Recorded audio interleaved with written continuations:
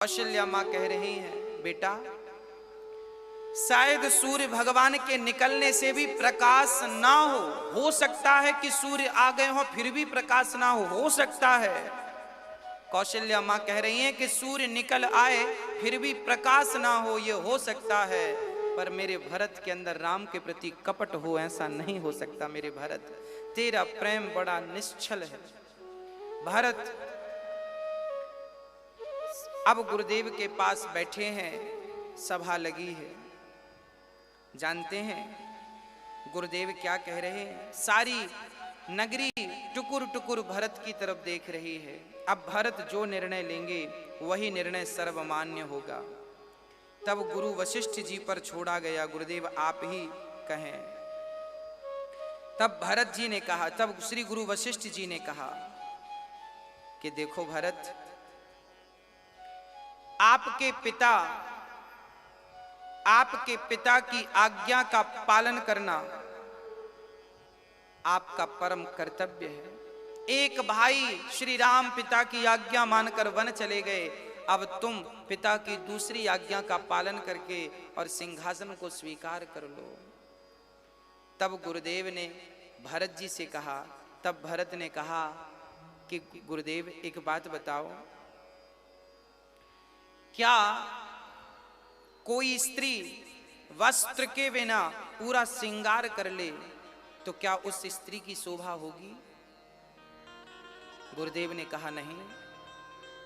भरत जी ने कहा, गुरुदेव सुंदर सा शरीर पड़ा है पर उसमें आत्मा ना हो तो क्या उस सुंदर शरीर की शोभा होगी? गुरुदेव ने कहा नहीं। भरत जी ने कहा कि किसी के अंदर वैराग्य ना हो और उसे तुम ब्रह्म की बातें करो तो क्या उन बातों का उस पर कोई असर होगा, प्रभाव होगा? गुरुदेव ने कहा बिल्कुल नहीं।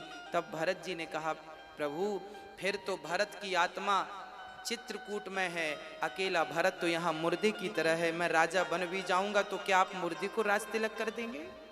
ये भरत की आत्मा तो रघुनाथ है जो कि चित्रकूट में है और मैं राजा बन जाऊं, क्या ये शोभा होगा?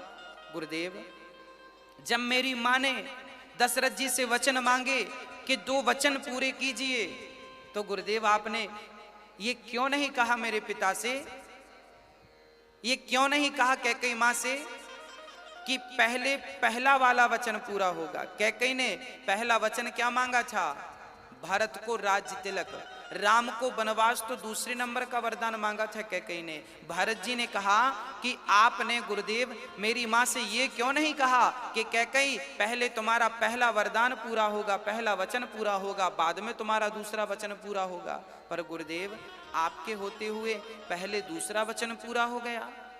जब दूसरा वचन पूरा हो गया तो पहले वचन को पहले पूरा क्यों नहीं किया? गुरुदेव यदि मैं आ गया होता ना, तो मैं आ गया होता, यदि मेरे पहले वचन को मां ने मुझे राजा बनने का सोचा था ना, यदि मुझे समय से बुला लिया होता तो मैं आकर के राजा बन जाता गुरुदेव, और राजा बन करके तुरंत मैं आदेश करता कि मेरे रघुनाथ वनवास नहीं जाएंगे। मैं राजा बन करके मैं उतर करके राम को अपने आसन पर बिठा के राम का राज्य तिलक कर देता, मां का वचन पूरा हो जाता गुरुदेव। पर आपने तब क्यों नहीं मुझे बुलावा भेजा? ये भरत की शिकायत है गुरुदेव से। तब गुरुदेव ने कहा, सुनहु भरत भावी प्रबल, बिलख कहूं मुनिनाथ, हानि लाभ जीवन मरण, यस अप यस विधि हाथ। आज सारी सभा के बीच में गुरु वशिष्ठ जैसा ज्ञानी, जो ब्रह्म का साक्षात्कार करने वाले, ब्रह्म के स्वयं ब्रह्मा के बेटे, आज वो वशिष्ठ जी भरत की बातें सुन करके, भरत का प्रेम देखकर भरत के सामने सिसक सिसक के फूट फूट के गुरु वशिष्ठ जी रोने लग गए। ये पहली बार था कि गुरु वशिष्ठ जैसे ज्ञानी भी आज भरत के प्रेम के सामने अधीर हो गए, रोने लग गए, आंखों से अश्रु टूटते नहीं। बस भरत जी को गुरुदेव समझा रहे हैं, हानि लाभ जीवन मरण यस अपयस विधि हाथ। एक बात बताऊं, आज गुरु वशिष्ठ जी कह रहे हैं कि भरत, 6 चीजें, 6 चाबियां ईश्वर के हाथ में होती हैं। 6 चाबियां भगवान कभी किसी को नहीं देते। कौन कौन सी चाबी? बोले हानि और लाभ। आपकी कितनी हानि होगी, कितना नुकसान होगा और कितना आपका फायदा होगा, ये आपके वश में नहीं है, ये विधाता के वश में है। यदि आपका फायदा आपके वश में होता तो आप बहुत सारा फायदा अपना कर लेते। आपका नुकसान आपके वश में होता तो आप नुकसान क्यों होने देते? इसका तात्पर्य यह है कि ना तो आपके वश में आपका फायदा है, ना तो आपके वश में आपका नुकसान। राम झरोखा बैठ के सबका मुजरा लें और जाकी जैसी चाकरी ताको तैसो दें। जैसे वैश्या मुजरा करती है और देखने वाले लोग उसके मुजरे के अनुसार उसे देते रहते हैं, उसी प्रकार हम सांसारिक प्राणी भी अपने घर गृहस्थी के कामों में ये जो नाच रहे हैं, काम कर रहे हैं, हम सभी मुजरा कर रहे हैं। और हमारे मुजरे को, अर्थात हम जो कार्य कर रहे हैं भागा दौड़ी, हमारे मुजरे को मेरे रघुनाथ जी देख रहे हैं। और जिसकी जितनी मेहनत होती है ना, उस प्रकार का धन परमात्मा उसे देते हैं। हर शाम भगवान हिसाब करते हैं, आज तुमने कितना काम किया है। परमात्मा की निगाहें भी हम पर टिकी हैं, तुम जितना करोगे उतना उस हिसाब से विधाता तुम्हें देता रहेगा। तुमने यदि धन को दुरुपयोग किया है, धन का दुरुपयोग किया, तो भगवान कहेगा ये ठीक नहीं, इसे कम ही दो, ज्यादा देंगे तो ये और दुरुपयोग करेगा, इसलिए इसे इतना दो कि ये जिंदा रह सके बस। और जो धन का सदुपयोग करते हैं, विधाता उनके खजाने भरने शुरू कर देते हैं, क्योंकि इसके पास धन होगा तो ये सदुपयोग करने लग जाएगा। तो हानि और लाभ ये मेरे और आपके बस में नहीं है, इसलिए आप कर्म तो करिए। कर्मण्येवाधिकारस्ते मा फलेषु कदाचन, तू कर्म तो कर, पर फल की चाहत मत रख। जो विधाता को मंजूर होगा वो देंगे। हाँ, बस भगवान पर विश्वास रख के कार्य करते रहो। परमात्मा है ना मेरे संग चलने के लिए, सिर पे हाथ रखने के लिए। तो हानि लाभ और दूसरा जीवन मरण, जीवन और मृत्यु भी परमात्मा के हाथ है। जब मरना होगा तो आप बुलेट प्रूफ कांच के भीतर भी रहेंगे तो मर जाएंगे, और मृत्यु नहीं होगी तो आप पहाड़ से कूद जाइए, मरेंगे नहीं। हाँ, जब मौत होगी तो आप कांच के अंदर सिक्योर क्यों ना रहें, बैठे रहें। मृत्यु होगी तो वहां से भी निकल जाएगा, प्राण निकल जाएंगे, और नहीं होगी तो नहीं। इसलिए आप ये ना सोचें कि मैं मर जाऊंगा, मैं बीमार। अभी कोरोना के कारण हमने सुना कि अखबार में खबर आई कि 40-40 साल के लोगों ने अपनी वसीयत तैयार करवा दी, बच्चों के नाम। मर गए तो बच्चों को ये प्रॉपर्टी, ये छोटे को, ये बड़े को। 40 साल की उम्र में लोगों ने वसीयत। इस लॉकडाउन में सबसे ज्यादा क्या हुआ जानते हैं? लोगों ने वसीयत बनवाई है। इस लॉकडाउन में लोगों ने वसीयत बनवाई कि ये प्रॉपर्टी बड़े बेटे की, ये छोटे बेटे की। 40-40 साल का आदमी ने बनवा दिया। उसे विश्वास ही नहीं है, उसे लग रहा मैं मर गया तो, अरे भाई मर गया तो वसीयत काम थोड़ी देगी, मर गए तो राम नाम की पूंजी साथ देगी। तो भगवान का भजन कितना किया है, जरा वो भी तो तैयारी कर लो। हाँ, भगवान का चिंतन कर लो। और ठीक है, बचना चाहिए हमें कोरोना से, ठीक है, पर डिप्रेशन में मत चले जाना। ये मत सोचो कि मैं मर जाऊंगा। अरे मर जाऊंगा क्या, मरूंगा ही एक दिन, आज ना सही कल मरूंगा। भगवान के चरणों में समर्पण कर दो, प्रभु जब तक जिंदा हूं आपके लिए जिंदा हूं, आपकी सेवा के लिए। आपकी इच्छा हो तो आज ले चलो, मैं तो आज भी रेडी बैठा हूं, कोई दिक्कत नहीं है। हाँ, मौत से घबराना नहीं चाहिए, जब विधाता चाहे सो चलो। हाँ, और बीमारी किसी को हो भी जाए तो परेशान मत होना, ये मत सोचना कि अब तो हम मर ही जाएंगे। ना ना, मेरे राम जब बचाने वाले हैं ना तो कोई मार नहीं सकता। प्रहलाद जी ने गीत गाया है, मारने वाले हैं भगवान, मारने वाला है भगवान, बचाने वाला है भगवान। यदि मारने वाले भगवान हैं तो कोई बचा नहीं सकता, और बचाने वाले भगवान हैं तो याद रखना कोई माई का लाल हाथ नहीं लगा सकता। इसलिए विश्वास मेरे राम पर, मेरे कृष्ण पर विश्वास रखो, आपका बाल भी बांका नहीं होगा। बीमारी से बचना अच्छी बात है, सोशल डिस्टेंस अच्छी बात है, अपना और अपने परिवार का ख्याल रखना अच्छी बात है, पर डिप्रेशन में चले जाना, सोच के मर जाना, ये तो अच्छी बात नहीं है। ईश्वर की मर्जी के बिना याद रखना, आपको कोई बीमारी मार नहीं सकती, और उसकी मर्जी होगी तो आपको फिर कोई बीमारी ना हो तो भी मर जाओगे। तो हानि लाभ जीवन मरण, जिंदगी कब तक मैं जीऊंगा, याद रखना मेरी भी मौत निश्चित हो चुकी है। जब तक भगवान ने मुझे शरीर दे रखा है, शक्ति बुद्धि विवेक दे रखा है, भगवान ने मुझे हाथ दिए हैं, किन हाथों से तुम रोटी उठा उठा के दान करो, रोटी खिलाओ। भगवान ने मुझे बुद्धि दे रखी है कि तुम अपनी बुद्धि को लोगों के हित में खर्च करो। अपनी बुद्धि कहाँ लगाओ, लोगों के हित में। तुम कितना लोगों का हित कर सकते हो, कितना अच्छा कर सकते हो, ये दिमाग यहाँ लगाओ, बुद्धि यहाँ लगाओ। हाथ पांव भगवान की सेवा में लगाओ, समाज की सेवा में लगाओ। हाँ, और व्यर्थ में चिंतन ना करो, व्यर्थ में संसार का चिंतन नहीं, मेरे रघुनाथ का चिंतन करो।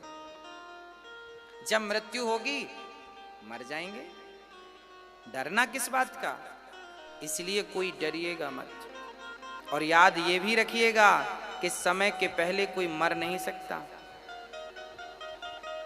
जन्म विवाह मरण गति होई, जहां जस लिखा तहां तस होई। जैसा लिखा, जिस दिन आपका जन्म हुआ था ना, उसी दिन लिख दिया गया था कि आप इस तारीख को मर जाओगे। मेरी भी तारीख निश्चित है कि मैं इस तारीख को मरूंगा, मुझे नहीं पता, मेरे राम को पता है। इसलिए जब पता है भगवान को कि तुम्हें तारीख आएगी जाने की, तो आप क्यों परेशान हो रहे हैं। आप तो केवल भगवान का चिंतन करिए, अच्छा अच्छा करते रहिए, आगे भगवान करेंगे। हानि लाभ जीवन मरण, यश अपयश विधि हाथ। कौन कितना नाम कमाएगा, कौन कितना बदनाम होगा, ये भी चाबी मेरे राम के हाथ है। किसका नाम कर दें, किसको बदनाम कर दें, राम ही जानते हैं। जो अपने धन का, अपनी शक्ति का, अपने जीवन का सदुपयोग करते हैं, उनका तो भगवान यश बढ़ाते हैं, नाम बढ़ाते हैं। और जो दुरुपयोग करने लग जाते हैं अपने पद का, प्रतिष्ठा का, धन का, भगवान उनकी बुद्धि घुमा करके उनको बदनाम करा देते हैं, ताकि दुनिया देख ले कि इनकी हैसियत क्या है, कितने गहरे पानी में। मैं सही बातें तब तक बोल रहा हूं जब तक मेरी बुद्धि, मेरा मन राम के चरणों में है। और यदि मेरी बुद्धि, मेरा मन राम के चरणों से हट गया तो मैं ही उल्टी सीधी बातें करने लग जाऊंगा। याद रखना, मैंने एक दिन कथा में कहा था कि ज्ञानी मूढ़ ना कोई, ना कोई ज्ञानी है ना कोई मूर्ख है। भगवान जिसे जिस क्षण बनाना चाहें उस क्षण वो ज्ञानी हो जाता है, उस क्षण वो मूर्ख हो जाता है। इसलिए आप सदा मेरे राम के चरणों में रहें। भगवान के चरणों में जब समर्पण करेंगे तो फिर आपके जीवन में कोई तकलीफ नहीं होगी, फिर भगवान ही करने कराने वाले हैं। मैं जीरो हो जाऊं, साइलेंट, बिल्कुल शून्य। राम नाम एक अंक है, बाकी साधन शून्य, और राम रहे 10 गुण है, राम बिना सब शून्य। एक अंक के पीछे जीरो लग जाए ना तो संख्या 10 हो जाती है, 2 जीरो लग जाए संख्या 100 हो जाती है, 3 जीरो लग जाए संख्या 1000 हो जाती है, 4 जीरो लग जाए संख्या 10,000 हो जाती है। जो जीरो है वो संख्या को 10 गुना बढ़ाता है। एक दिन जीरो को अहंकार आ गया कि सुनो, संख्या तुम्हारी तो कोई हैसियत नहीं, मैं ही सबसे बड़ा हूँ, क्योंकि मैं ना हूँ तो तुम्हारी कोई हैसियत नहीं, तुम तो 1 2 3 4 चलती हो, मैं तो 10 गुना बढ़ाता हूँ। संख्या बोली तो एक काम करो जीरो भैया, तुम बैठे रहो, मैं चली। तो जीरो बैठा रहा, संख्या निकल के चली गई। आप चेक में किसी को 4 जीरो भर के दे दो, बोले भंजा लो, भंज जाएगा। जीरो की हैसियत तब है जब सामने अंक हो। ऐसे हम सब तो जीरो हैं, अंक तो मेरे राम हैं, वो आगे, राम मेरे आगे हैं, तब मेरी जीरो की कोई हैसियत है। राम ही नहीं तो हम जीरो की, हमारी हैसियत क्या है। हम सभी प्राणी संसार के जीरो हैं, और हम जीरो का अंक क्यों, कौन है? राम नाम एक अंक है, राम ही अंक है, संख्या है।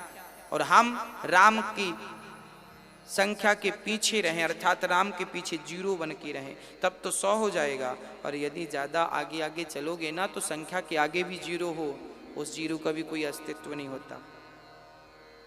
श्री गुरुदेव कह रहे हैं, सोचे विप्र जो वेद विहीना, तज निज धर्म विषय लयलीना।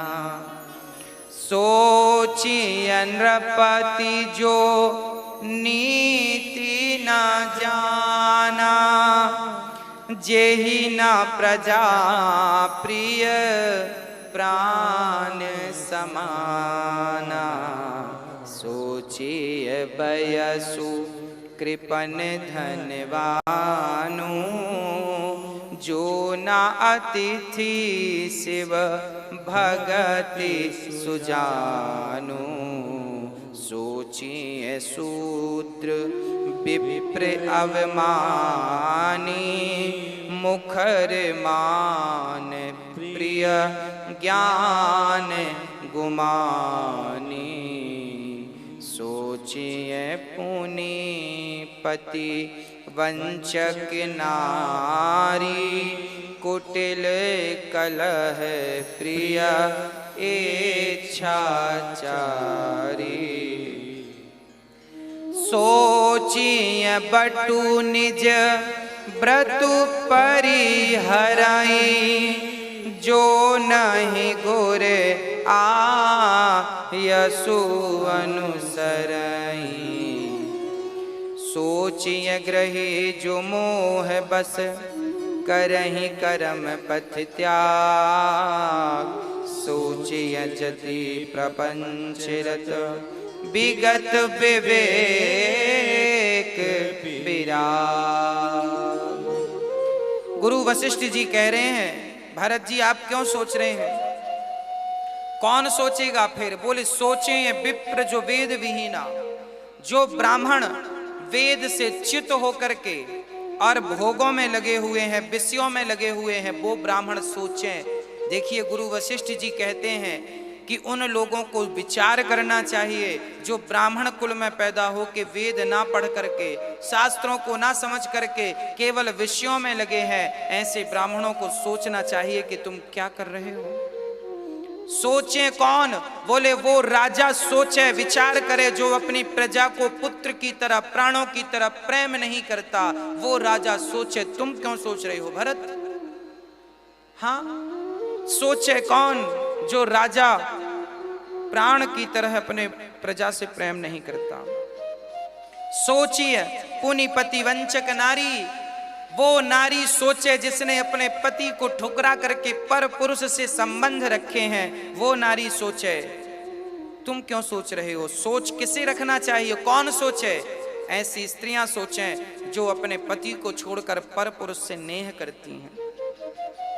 सोचिए बटु निज व्रत परिहरहि, वो बच्चे सोचें जो गुरु की आज्ञा का पालन नहीं करते। उस शिष्य को सोचना चाहिए जो अपनी गुरु की आज्ञा का पालन नहीं करता, उसे सोचना चाहिए कि क्या तुम सही कर रहे हो। सोचिए ग्रही जो मोहवश, गुरु वशिष्ठ जी कहते हैं उन गृहस्थों को सोचना चाहिए जो मोह के बस में आकर के अपने सच्चे मार्ग का, धर्म के मार्ग का त्याग कर देते हैं। आजकल गृहस्थी लोग ये कहते हैं महाराज जी अब तो सत्य का जमाना नहीं रहा, हम तो सच बोलेंगे तो हमारी दुकान नहीं चलेगी। अरे भाई आप गलत कह रहे हैं। सच के मार्ग पर चलेंगे तो निश्चित मानिए आपका कल्याण होगा। इसीलिए किसी भी हाल में कभी भी सत्य का मार्ग मत त्यागिएगा, सत्य का मार्ग मत छोड़िएगा। सत्य का मार्ग त्याग दोगे, छोड़ दोगे तो ईश्वर मेरे राम आपको छोड़ देंगे। श्री गुरुदेव अब सब प्रकार से भरत जी को समझाकर कह रहे हैं, भरत अब आप कहो। भरत जी ने कहा कि मैं तो यह चाहता हूं कि मैं राम से मिलने चित्रकूट जाऊं। सारी प्रजा जय जयकार करने लगी और भरत जी चित्रकूट की यात्रा पर निकल पड़े। सुबह होते ही राम की दर्शन के लिए बच्चे बूढ़े सारे लोग सबने अपने घोड़े तैयार कर लिए, रथ तैयार कर लिए, हाथी तैयार कर लिए और सुबह होते ही सारे लोग भरत जी कैकेयी को ले जाना नहीं चाहते थे, पर कौशल्या माँ की जिद के कारण मेरे भरत जी आज कैकेयी माँ को ले जा रहे हैं, पालकी पर बैठे। अच्छा, अब जब भरत जी अयोध्या छोड़ के जाने लगे ना, तब जानते हो क्या हुआ? भरत जी ने अपने विश्वास पात्र सैनिकों को बुलाया, यहाँ सैनिकों को बुलाया और अयोध्या के पूरब पश्चिम उत्तर दक्षिण में उन चारों को नियुक्त कर दिया, एक सेना की टुकड़ी दे करके। किसी ने कहा भरत जी आप तो राम से मिलने जा रहे हैं और अयोध्या का राज्य तो आपको चाहिए नहीं, फिर ये अयोध्या की रखवाली क्यों? तब भरत जी ने कहा कि संपत्ति सब रघुपति के आही। सुनो, ये संपत्ति तो सब रघुनाथ जी की है। क्या बढ़िया भाव है भरत जी का, वाह। भरत जी कहते हैं कि संपत्ति तो रघुनाथ जी की है, मेरे राम की है, मैं जा रहा हूं तो राम की संपत्ति का भी ध्यान रखना मेरा परम कर्तव्य है। इसका सीधा तात्पर्य हमसे है, आपसे है। तात्पर्य यह है भक्तों कि हम जिस घर में रह रहे हैं, हम उस घर में तो रहें, पर सपने में भी ये ना सोचें कि ये घर हमारा है। सदा अपने घर का मालिक मेरे राम को बना के रखना। प्रभु संपत्ति सब रघुपति के आही, मेरे पास जो भी है, मेरे पास जो भी है सब आपका है, तो फिर मैं कौन हूँ? मैं तो आपके चरणों का सेवक हूँ। जैसे बैंक का मैनेजर पूरी बैंक को संभालता है, पर बैंक का मैनेजर कभी ये नहीं कहता कि मैं बैंक का मालिक हूं, वो तो कर्मचारी है, नौकर है। उसी प्रकार आप अपने घर का मालिक राम को बना देना और स्वयं मैनेजर बन के रहना। प्रभु संपत्ति तो आपकी है, पर आपने मुझे बिठा रखा है जिम्मेदारी दे करके बच्चों का पालन, परिवार का पालन करने के लिए। इन बच्चों के पिता भी आप हैं, माता भी आप हैं। एक छोटी सी बात हर बार मैं कहता हूँ, इस बार भी मैं भूलूंगा नहीं। मैं केवल आपसे ये कहूँगा कि आप अपने बच्चों को राम के हवाले कर दें। ताते तुम्हारे मातु देहि। वाह, कितना बढ़िया ग्रंथ है रामचरितमानस। रामचरितमानस में लिखा है कि बच्चों को बचपन से ये सिखाओ कि बेटा तुम्हारी माँ सीता है और तुम्हारे पिता रघुनाथ जी हैं। बच्चों को बचपन से सिखाओ कि बेटा तुम्हारे पिता कृष्ण हैं, तुम्हारी माँ राधा रानी है, तुम्हारी असली माँ तो राधा रानी है, तुम्हारी असली माँ तो जानकी जी है, तुम्हारी असली पिता तो श्री राम है। तो फिर बच्चा पूछेगा माँ आप कौन हैं? तब कह देना कि बेटा मैं तेरी असली माँ नहीं हूँ। हर माँ को बचपन में ये बात कहना चाहिए। हर माँ ये कहे अपने बच्चों से कि बेटा तुम्हारी असली माँ सीता है, असली पिता राम है। मैं तो उन राम सीता के द्वारा यहाँ नियुक्त हूँ तुम्हें दूध पिलाने के लिए, तुम्हें भोजन कराने के लिए, तुम्हारे कपड़े साफ करने के लिए, तुम्हारी सेवा करने के लिए श्री राम ने और श्री सीता जी ने मुझे नियुक्त बनाया है। मुझे माँ का दर्जा दे करके यहाँ भेजा है। असली माई बाप तो राम सीता है। हम तो केवल एक छोटी सी जिम्मेदारी जो ईश्वर ने दे रखी है वो माँ की जिम्मेदारी पूरी कर रहे हैं, माँ की जिम्मेदारी निभा रहे हैं। हाँ, बच्चों को ये विश्वास दिला दो कि तुम्हारे पिता राम है। ताते तुम्हारे मातु देहि। तुम्हारी माँ सीता है, तुम्हारे पिता रघुनाथ जी हैं, श्री राम जी। बस आज यही हुआ, आज यही हुआ कि श्री भरत जी कह रहे हैं संपत्ति सब रघुपति के आए। मेरा घर, मैं उस घर का मालिक ना बनूं, मैं उस घर का चाकर बन जाऊं। प्रभु घर तो आपका है, मैं तो आपका सेवक बन के काम कर रहा हूं। एक बार मैंने कहा था, ये दास अनिरुद्ध ने आपको एक कथा सुनाई थी। एक बार एक सेठ जी की दुकान नहीं चल रही थी, उन्होंने नई फैक्ट्री डाली, बड़ा नुकसान हुआ, फैक्ट्री चल ही नहीं रही थी। तब उन्होंने गुरु से कहा गुरुदेव मेरी फैक्ट्री डाली है, पहले तो ठीक चली, अब तो ये स्थिति है कि कार्यकर्ताओं को भी पैसे देने का नहीं होता। तब गुरुजी ने कहा बेटा तुम अपनी फैक्ट्री में राम का एक मंदिर बनवाओ। चेले ने कहा गुरुदेव पैसे कहाँ हैं? गुरुजी ने कहा कर्जा ले लो। फैक्ट्री के लिए कर्जा ले सकते हो, मंदिर के लिए नहीं।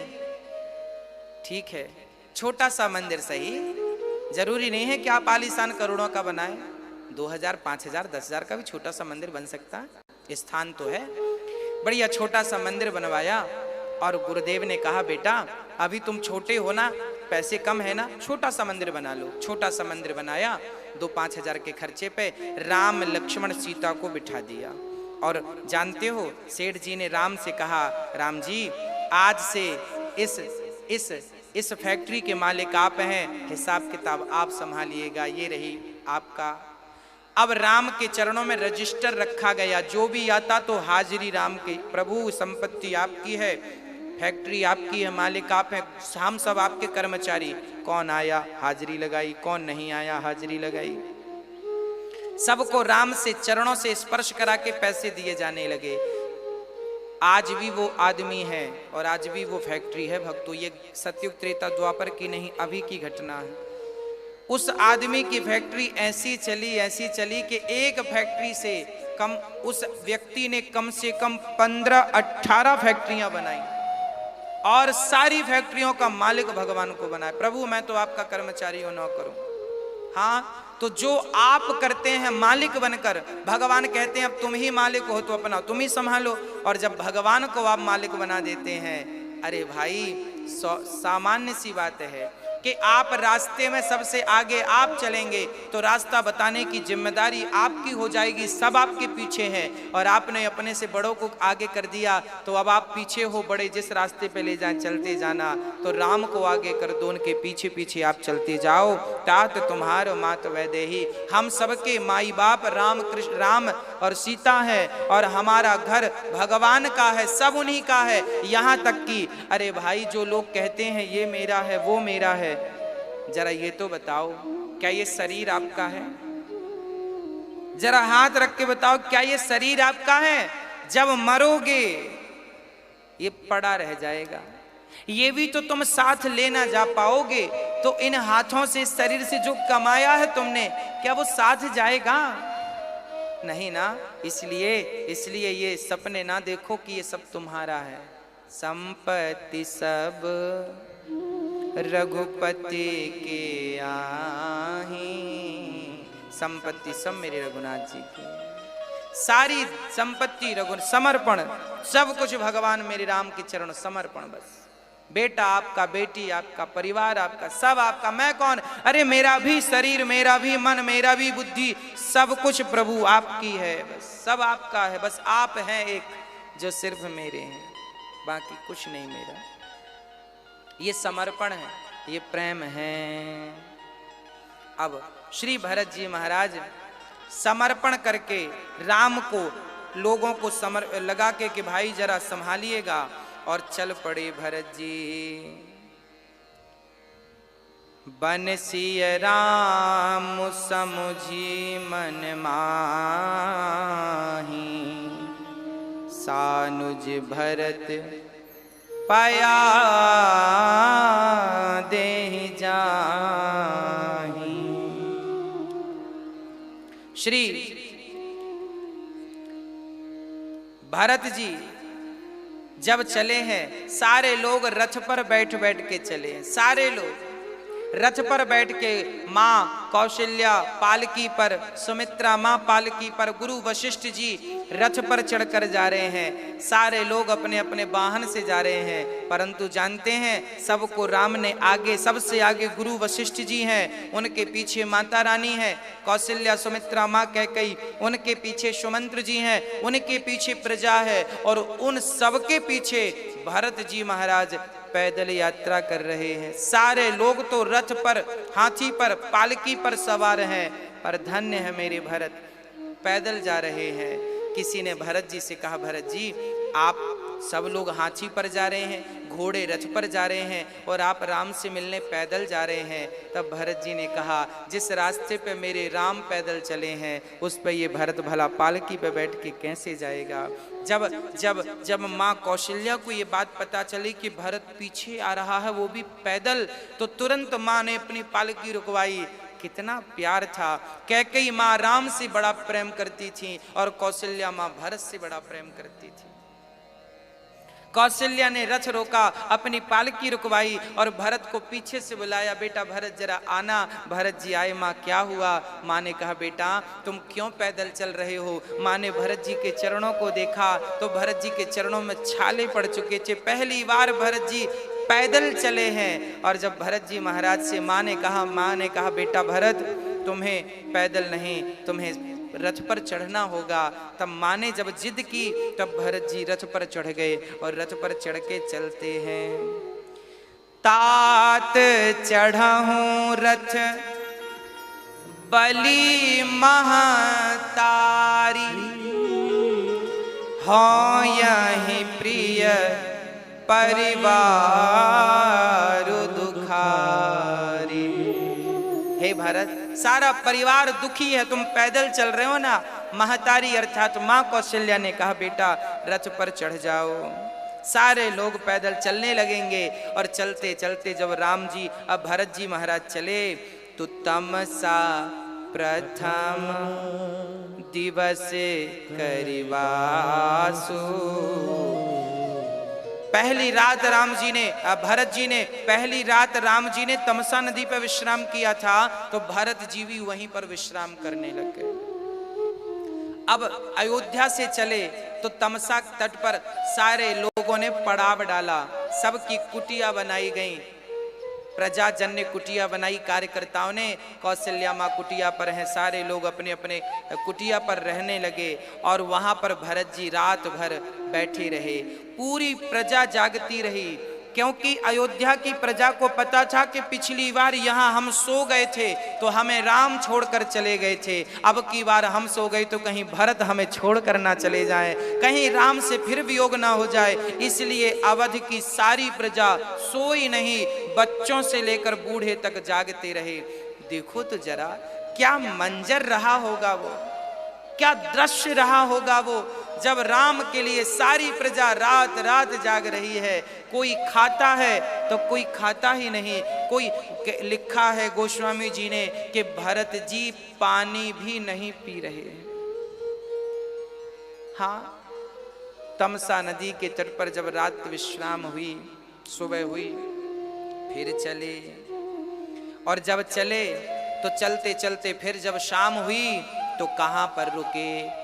दूसरे गोमती तीर निवासु, दूसरे गोमती तीर निवासु।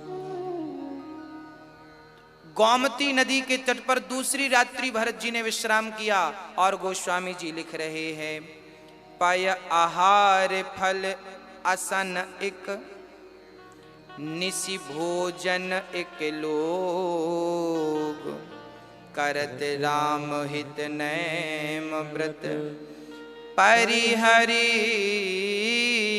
भूषण भोग। कुछ लोग दूध पी के रह रहे हैं, कुछ लोगों ने व्रत ले रखा है, जब तक राम का दर्शन नहीं करूंगा तब तक अन्न ग्रहण। ये प्रजा का व्रत था। जब तक राम को इन आंखों से, अवध वाले कह रहे हैं कि जब तक राम को मैं अपनी इन आंखों से देख नहीं लेता तब तक मैं अन्न का दाना ग्रहण नहीं करूंगा। पर कुछ लोग कहते हैं कि भाई कुछ तो लो, नहीं मर नहीं जाओगे, तो दूध पी लेते हैं, क्योंकि संग में गैया भी चल रही है ना, साथ में गायों को भी लिया गया है, गैयों का दूध पी रहे हैं कुछ लोग। पर भरत जी केवल जल लेकर के चल रहे हैं, कुछ नहीं भरत जी ने लिया, चल पड़े।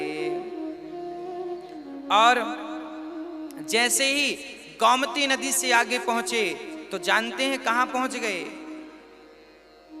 अब भगवान श्री भरत जी श्रृंगवेरपुर पहुंचे, वहां पहुंच गए जहां राम जी की निषाद राज से भेंट हुई थी। निषाद राज ने जब सुना, अच्छा निषाद के गुप्तचरों ने निषाद से कहा सुनो जी कोई सेना लेकर आ रहा है। तब निषाद जी बोले कौन? पेड़ पर चढ़कर देखा तो भरत जी नजर आए। निषाद ने तुरंत अपनी सेना को आज्ञा दी, सुनो आज हमें मरने के लिए तैयार हो जाना चाहिए। क्यों महाराज? क्योंकि आज भरत हमें लगता है राम से युद्ध करने जा रहा है, क्योंकि राम को कैकेयी ने वनवास भेज दिया तो भरत को लगा होगा कि 14 साल बाद फिर लौट के आएगा, फिर समस्या होगी, चलो जंगल में चल के सीधे निपटा ही देते हैं, ऐसा निषाद ने सोचा। और निषाद ने तलवार बिल्कुल घिसना चालू कर दिया, आज्ञा दे दिया। सारे गांव वाले धनुष बाण संभाल संभाल के बस तैयार हो गए। और क्या कहते हैं, तजाऊं प्राण रघुनाथ निहोरे, दोहु हाथ मुद मोदक मोरे। श्री निषाद राज जी कह रहे हैं कि आज हम दोनों हाथों में लड्डू लिए खड़े हैं। क्यों? यदि ये राम को मारने जा रहे हैं, राम से युद्ध करने भरत जी जा रहे हैं, तो हम खड़े हो जाएंगे, कहेंगे पहले हमारी लाश से आगे बढ़ो, हमें मारो। और यदि हम भरत के हाथों मर गए तो भी हमारा उद्धार हो जाएगा। भरत के हाथों मरेंगे और राम के लिए मरेंगे। आज तो दोनों हाथ में लड्डू हैं। दूसरे, अब ये बहुत सारी तैयारी करने लगी, तभी निषाद राज के यहाँ पर एक बूढ़ा आदमी था, उसे छींक आ गई, छींक। और जैसे छींक आई तो उस बूढ़े ने कहा, सुनो आप जैसा सोच रहे हैं हमें लगता है ऐसा बिल्कुल नहीं है। एक बार एक काम करो कि भरत राम से मिलने किस उद्देश्य से जा रहे हैं, एक बार पूछने में क्या बुराई है। तो बूढ़े का प्रस्ताव लोगों को समझ आया। हाँ, और निषाद ने क्या किया, एक थाली पर फल सजाए, एक थाली पर आहार दाल चावल रोटी सजाया, एक थाली पर बकरे का मांस सजाया, एक थाली पर मछली का मांस सजाया। 4 थालियां भरी और भरत जी की आगवानी की, भरत जी का स्वागत किया, सबको बिठाया और भरत जी के सामने 4 थालियां रख दी। बोले पाओ भोजन करो। निषाद राज परीक्षा ले रहे हैं भरत जी की कि यदि फल फूल खाएंगे तो मैं मान जाऊंगा कि बुद्धि सात्विक है, और बढ़िया रबड़ी रसमलाई खाएंगे तो समझ लूंगा कि बुद्धि राजसी है, और यदि मांस खाते हैं तो समझ लूंगा कि बुद्धि तामसी है, और मछली का भक्षण करेंगे तो समझ लूंगा कि राम से युद्ध करने जा रहे हैं। अब निषाद की जितनी बुद्धि थी उस प्रकार का उसने विचार कर लिया। और निषाद जी ने जब रखा तब भरत जी ने निषाद के बारे में सुना। जब लोगों ने बताया कि ये निषाद राम के मित्र हैं और राम रात यहाँ इनके संग विश्राम किए हैं, और जैसे ही भरत जी ने सुना कि ये निषाद हैं और राम इनके घर विश्राम किए हैं और राम ने इन्हें स्पर्श किया है, इन्हें हृदय से लगाया है, तब श्री भरत जी महाराज पागल हो गए। पालकी छोड़कर निषाद को हृदय से लगा करके भरत जी फूट फूट के रोने लगे, और मानो कि निषाद के रूप में उन्हें लक्ष्मण जी का दर्शन हो गया। श्री भरत जी को, निषाद को भगवान भरत जी श्री निषाद के हृदय से लग गए। किसी ने कहा कि क्यों भरत जी, ये निषाद है, नीच जात का है, इसे तुमने छू क्यों लिया, इन्हें तो छूते भी नहीं है। तब भरत जी ने कहा कि जिन्हें मेरे रघुनाथ ने छू लिया हो, अब वो भला अपवित्र कैसे रहा है, अब मेरे लिए वो अपवित्र नहीं है। याद रखना भक्तों, जात पात की जो दीवारें थीं उन्हें मेरे राम ने और उन्हें मेरे राम ने और उन्हें मेरे भरत ने उन दीवारों को तोड़ने का लाख प्रयास किया है। जो लोग कहते हैं कि ये लोग छूत हैं, भरत जी कहते हैं नाना, जिसे राम ने अपने हृदय से लगाया हो वो भला अब छूत कैसे रहा। एक बात तो बताओ कि नाले में कोई क्या अपना मुंह धुलेगा, नाले में क्या कोई डुबकी लगाएगा? नहीं। पर वही नाला जब गंगा में मिलता है तो जहां नाला मिल रहा है लोग वहीं गंगे में डुबकी लगा सकते हैं, क्योंकि वो नाला गंगा में मिलके अब गंगा हो गया है। ऐसे ही जो भगवान से नहीं मिला, भगवान का नाम नहीं लिया, तब तक वो अछूत हो सकता है, पर जिसने भगवान का नाम ले लिया वो तो पवित्र हो गया और उसे हृदय से लगाने में कोई आपत्ति नहीं है। भरत जी ने कहा छूत कौन है, अछूत कौन है? करत दंडवत देखी तेही भरत लीन है उरलाई। मनहु लखन सन भेंटे भई प्रेमुना हृदय समाय। लोक वेद सब भांति नीचा जासु छाह छुई ले सींचा। तेहि भरी अंक राम लघु भ्राता मिलत पुलक परी पूरित गाता। भारत जी ने निषाद को अपने हृदय से लगा लिया। जैसे ही निषाद ने भरत को दंडवत किया, प्रणाम किया, भारत जी ने उठाकर हृदय से लगा लिया। लिपट कर भरत जी निषाद से रोने लगे। इतना प्रेम। अच्छा बताओ, इस दुनिया में अछूत कौन है?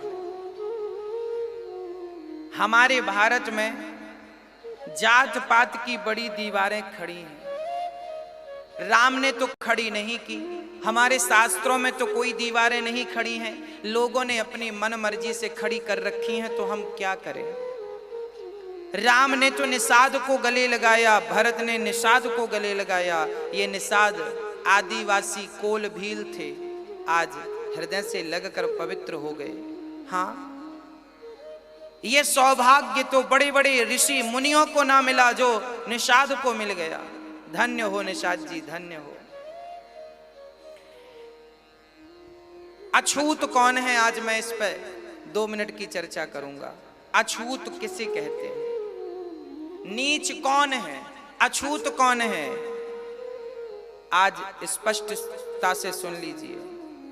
जिस व्यक्ति ने मानव का तन पाकर, जिसने मनुष्य का तन पाकर अपनी जिह्वा से भगवान राम का नाम ना लिया हो, अपने कानों से राम की चर्चा ना सुनी हो, और जिसके हृदय में राम के प्रति प्रेम ना हो, उसे आप अछूत मानिए। ऐसों को छूने में भी पाप लगता है। ऐसों को मत छूइए जिनके कान कथा नहीं सुनते, जिनके नयन राम के दर्शन नहीं करते, जिनकी वाणी राम राम नहीं जपती। ऐसों को अछूत कहा गया है। ऐसों को मत छूइए। हाँ, और जो भगवान का भजन करते हैं, गोस्वामी जी लिख रहे हैं, स्वपच सवर खस जमन जड़ पावर कोल किरात।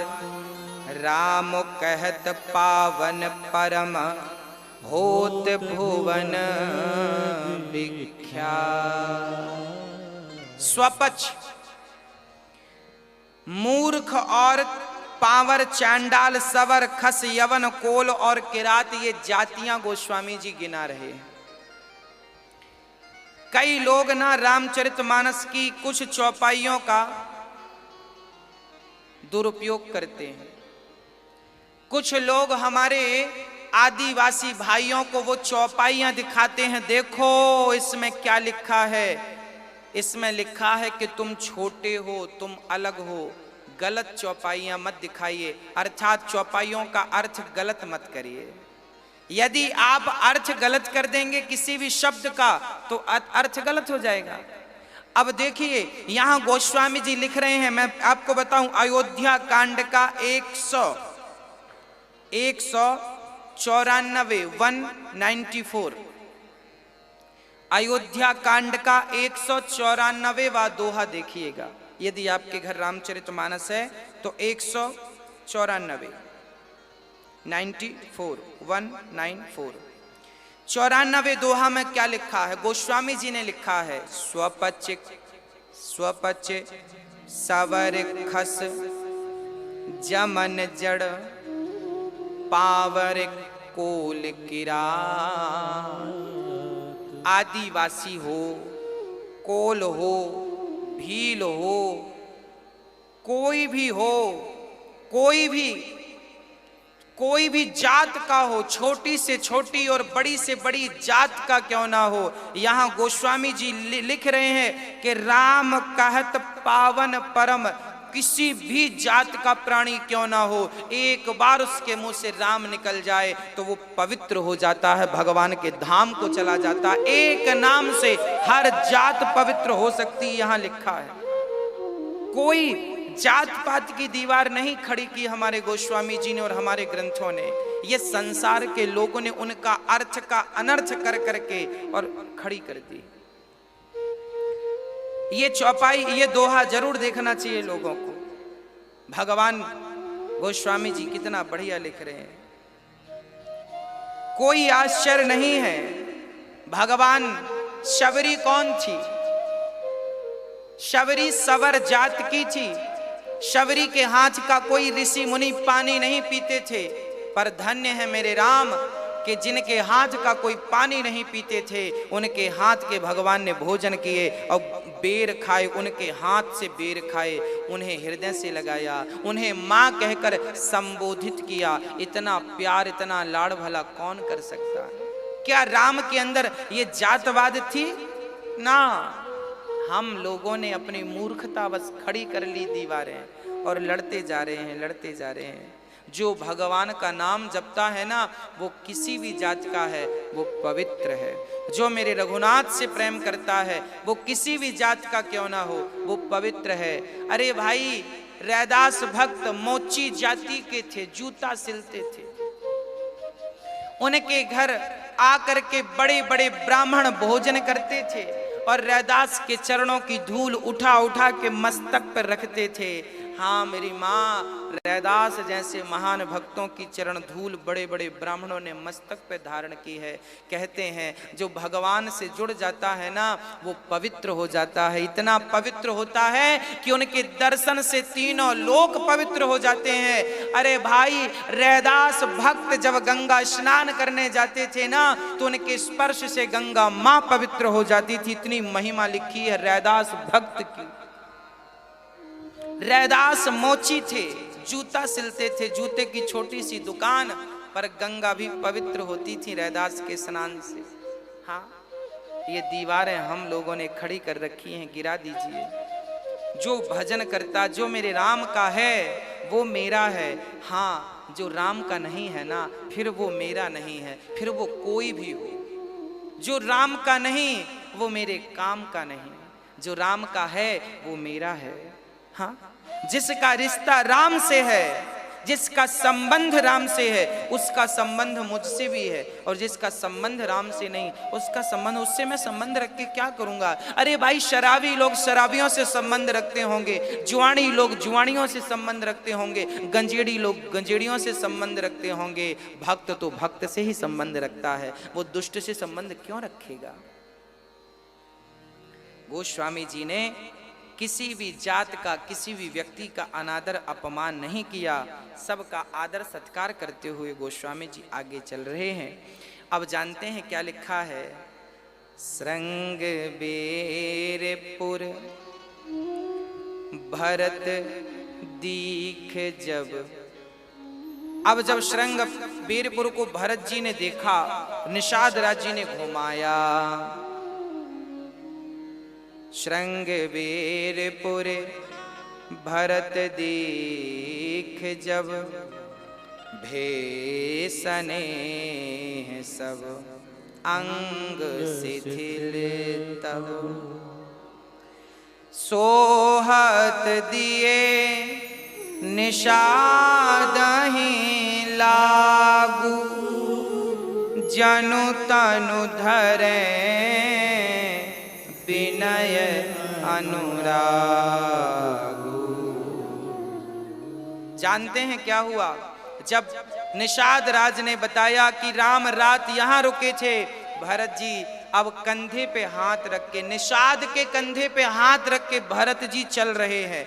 और गोस्वामी जी लिख रहे हैं कि गोस्वामी जी कह रहे हैं कि देखो तो आज ऐसे शोभा दे रहे हैं मानो विनय और प्रेम शरीर धारण करके चल रहे हैं। विनय कौन है?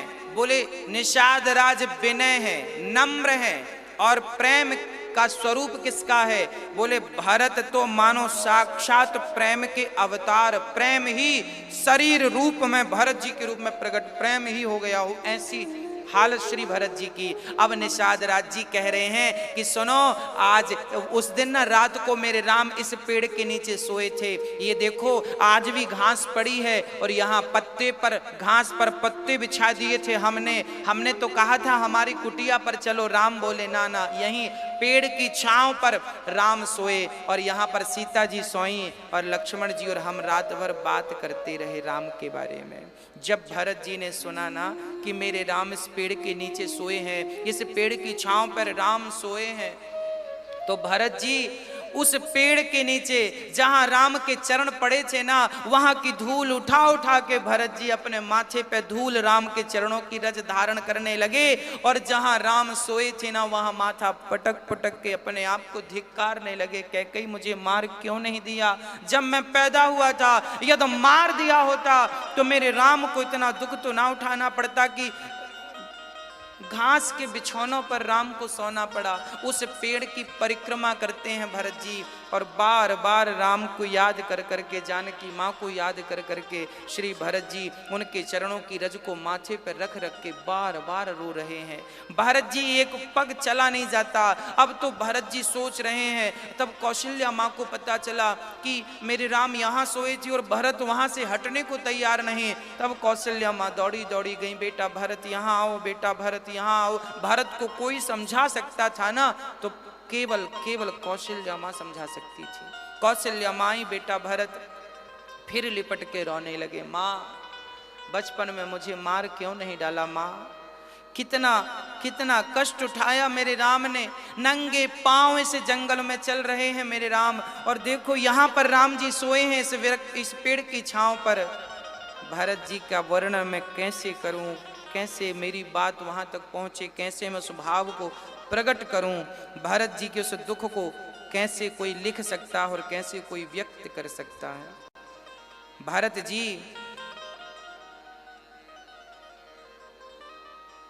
जहाँ सिंसुपा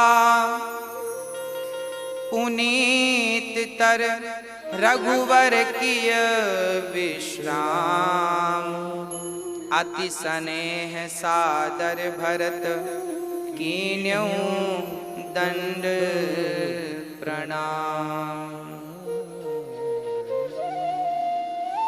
कुश साथरी निहारी सुहाई, कीन प्रणाम प्रदक्षिण जाई।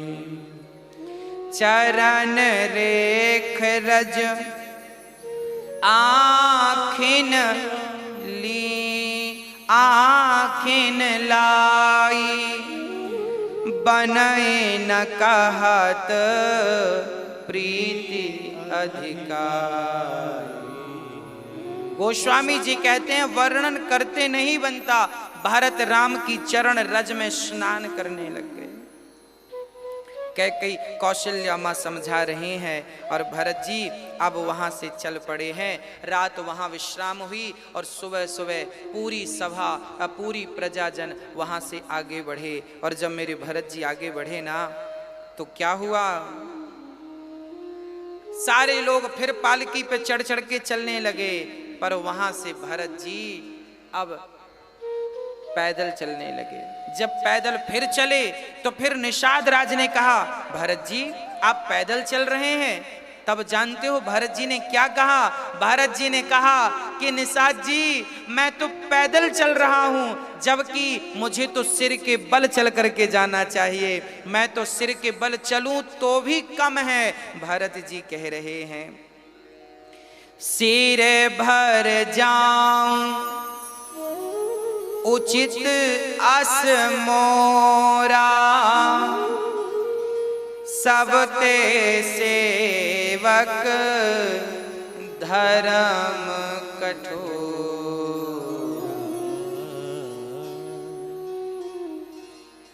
सबसे कठिन सेवक धर्म है। भरत जी कह रहे हैं कि मैं चरणों में चरण मैं माथे के बल सिर के बल चलूं तो कम है। चलते चलते गंगा पार भये और चलते चलते भरत जी त्रिवेणी प्रयाग पहुंच गए। जब वहां त्रिवेणी पहुंचे हैं प्रयागराज, तो जानते हैं प्रयाग में स्नान करते ही त्रिवेणी में प्रयागराज प्रकट हो गए, त्रिवेणी मैया प्रकट हो गई, त्रिवेणी प्रकट हो गई, प्रयागराज प्रकट हो गए।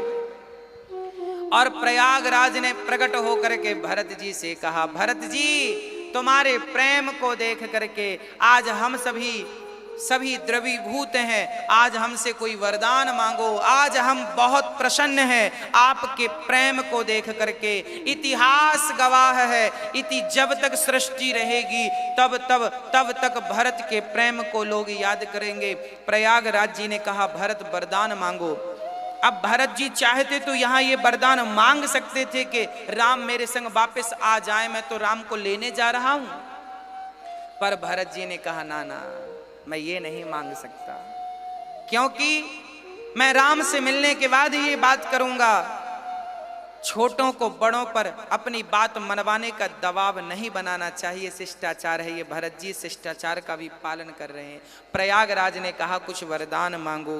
तो क्या कहा भरत जी ने, अर्थ न धर्म ना काम रुचि,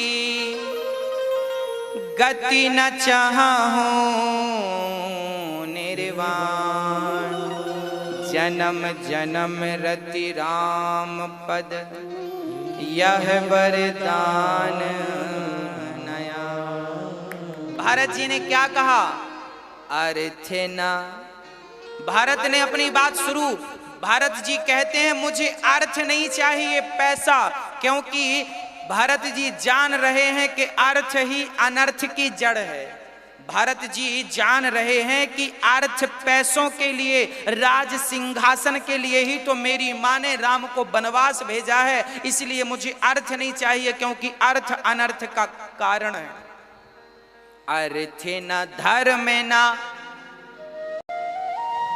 श्री भरत जी कहते हैं, मुझे धर्म भी नहीं चाहिए, क्योंकि उसी धर्म का पालन करने के लिए मेरे पिता मर गए और मेरे राम वनवास को आ गए। धर्म का पालन करने तो आए हैं। अर्थ न धर्म ना काम रुचि। काम भी नहीं चाहिए, क्योंकि मेरी माँ कैकेयी की कामना थी, मेरी कैकेयी माँ की कामना थी कि मैं राजा बन जाऊं, और एक कामना ने देखो कितना बड़ा दुख प्रकट कर दिया। आज भरत जी कह रहे हैं कि सोचो, भारत को केवल राजा बनाने का सोचा ही था, केवल सोचने मात्र से राम वनवास चले गए और अयोध्या में दुख का पहाड़ टूट पड़ा। और सोचो कि भरत राजा बन जाते तो पता नहीं क्या होता है। सब भरत जी कह रहे हैं, अपने आप को बिल्कुल तुच्छ इतना सा कह रहे हैं भरत जी। अर्थ न धर्म ना काम रुचि, गति न चाहूं। क्या कहा, ओ मैया क्या ठाना तूने, और भेज दिया। हाँ, अर्थ न धर्म ना काम रुचि, गति न चाहूं निर्वाण, जन्म जन्म रति राम पद, यह वरदान नयान। तो प्रयागराज ने कहा, फिर क्या चाहिए जब अर्थ नहीं, धर्म नहीं, काम नहीं। और भरत जी कहते हैं, हमें कोई गति, कहते हैं जो सगुण उपासक होते हैं ना, जो राम की और कृष्ण की पूजा करने वाले होते हैं ना, जो राम और कृष्ण को मानने वाले होते हैं ना, ये स्वर्ग भी नहीं चाहते, बैकुंठ भी नहीं चाहते, साकेत भी नहीं चाहते। ये जानते हो क्या, मैं यदि मुझसे भगवान पूछेंगे कि बेटा अनिरुद्ध तुझे क्या चाहिए, तो मैं कहूंगा, ना मुझे अर्थ दो भगवान, ना काम दो, ना मुझे स्वर्ग, ना बैकुंठ, कोई कामना नहीं, ना धन, ना दौलत, ना इंद्रासन, ना सिंहासन, ना पद, ना प्रतिष्ठा। तो क्या चाहिए मुझे? तो यदि कहेंगे कि क्या चाहिए, तो मैं भी यही कहूंगा कि प्रभु जिस योनि में मेरा जन्म हो, जहां भी जाऊं, बस आपके चरणों में मेरा प्रेम बना रहे, आपके चरणों का मैं दिन रात चिंतन करता रहूं और मेरी आंखों में कभी आंसू आए तो केवल आपकी याद में आंसू आए, नहीं तो आंसू नहीं आए भगवान, केवल आपकी याद में आंसू आए। यदि भगवान कभी आपको कुछ दें तो भगवान के चरणों में प्रेम मांगिएगा, भक्ति मांगिएगा। भरत जी ने कहा अर्थ न धर्म ना काम रुचि, गति न चाहूं निर्वाण, जन्म जन्म रति राम पद। हे प्रयागराज जी, मुझे जन्म जन्म रति राम के चरणों में जन्म जन्म तक प्रेम बना रहे, बस मुझे यही वरदान देकर निहाल कर दीजिए। ये भरत जी ने कहा कि जहां जन्म हो, जब जन्म हो, बस राम के चरणों में अनुराग हो। भरत का ऐसा प्रेम देखकर लोगों ने कहा ओ मैया तैने क्या ठाना और राम को वनवास भेज दिया। कितना प्रेम भरत करते हैं, कितना प्रेम